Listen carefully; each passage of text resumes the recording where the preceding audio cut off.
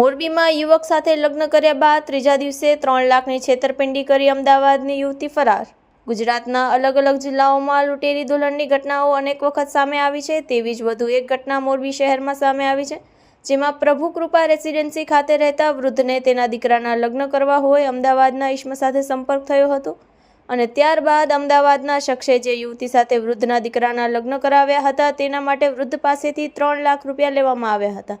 જોકે માત્ર 3 દિવસ જ યુવતી વૃદ્ધના ઘરે તેના દીકરા સાથે રોકાઈ હતી અને ત્યારબાદ ત્યાંથી જતા રહ્યા પછી પરત આવેલ નથી, જેથી કરીને ભોગ બનેલા યુવાનના પિતાએ હાલમાં વિશ્વાસઘાત અને છેતરપિંડીની Morbi B division police station ખાતે ફરિયાદ નોંધાવતા પોલીસે ગુનો નોંધી ઈસમને પકડી પાડવા માટે તપાસ શરૂ કરેલ છે। મોરબીના મહેન્દ્રનગર ગ્રામ પાસે આવેલા પ્રભુ કૃપા રેસિડેન્સી રોયલ પાર્કમાં રહેતા સુંદરજીભાઈ દેવજીભાઈ જસાપરા ઉંમર વર્ષ 55 હાલમાં રાજુભાઈ તન્ના અને ચાંદની રહેવાસી બંને અમદાવાદવાળાને સામે ફરિયાદ નોંધાવેલ છે, જેમાં તેણે જણાવ્યું છે કે ફરિયાદીના દીકરા રાહુલના લગ્ન કરાવવાના હતા। દરમિયાન તેની ભેટ અમદાવાદના રહેવાસી રાજુભાઈ તન્ના સાથે થઈ હતી। ત્યારબાદ ચાંદની સાથે ફરિયાદીના દીકરાના અમદાવાદ ખાતે ચાંદની સાથે લગ્ન રજીસ્ટ્રાર કરાવીને લગ્ન પેટે 3 લાખ રૂપિયા વૃદ્ધ પાસેથી લેવામાં આવ્યા હતા અને જે તે સમયે લગ્ન કરાવ્યા બાદ માત્ર 3 દિવસ જ ચાંદની ફરિયાદીના ઘરે તેના દીકરા સાથે રોકાઈ હતી। ત્યારબાદ તેના પિતાનું મરણ થઈ ગયેલ છે તેવું બહાનું કરીને ત્યાંથી ફરાર થઈ ગઈ હતી।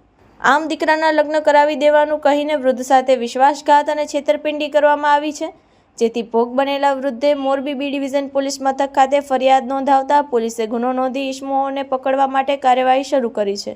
આ અંગે આગળની વધુ કાર્યવાહી PSI BA ગઢવી ચલાવી રહ્યા છે। Report by Himanshu Solanki, Morbi.